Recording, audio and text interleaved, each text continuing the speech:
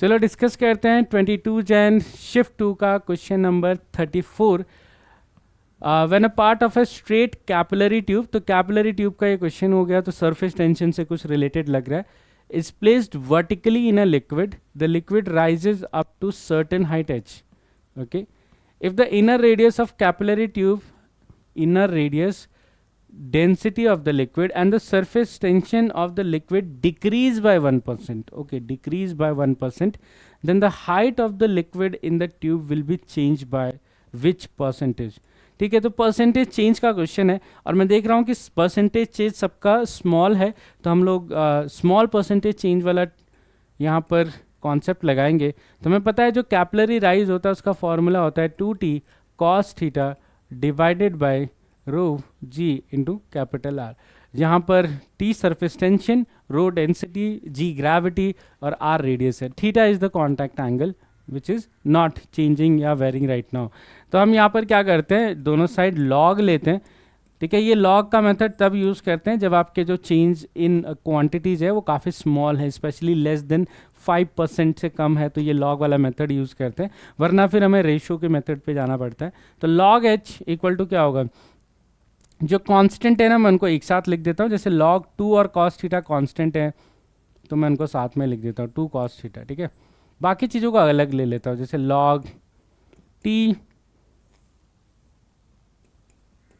Plus log रो plus नहीं minus, क्योंकि रो denominator में log रो, और g को भी मैं नीचे ले लेता हूँ यहीं पर क्योंकि वो भी कांस्टेंट है। ठीक है, वो भी कांस्टेंट है तो उसके साथ ही ले लिया, माइनस रेडियस log r, क्योंकि माइनस इसलिए वो भी डिनोमिनेटर में। अब इसको हम क्या करते हैं, डिफ्रेंशिएट करते हैं।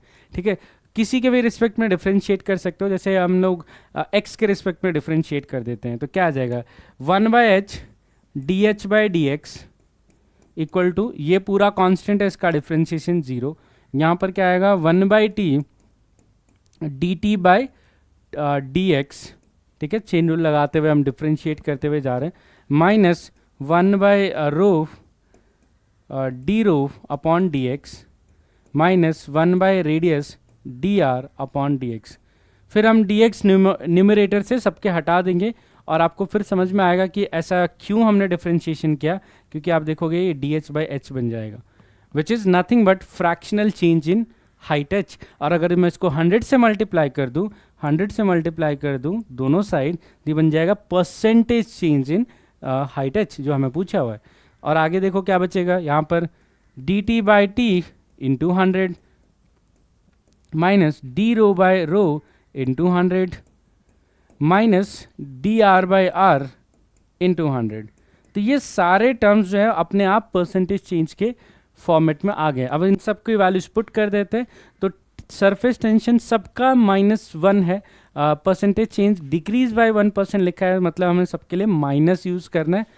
तो फर्स्ट वाले टर्म में -1% क्योंकि वो परसेंटेज चेंज था, फिर -1 इन डेंसिटी, -1 इन रेडियस, तीनों में -1 आ जाएगा, तो ये आ जाएगा -1 + 1 विच इज़ इक्वल टू 1%।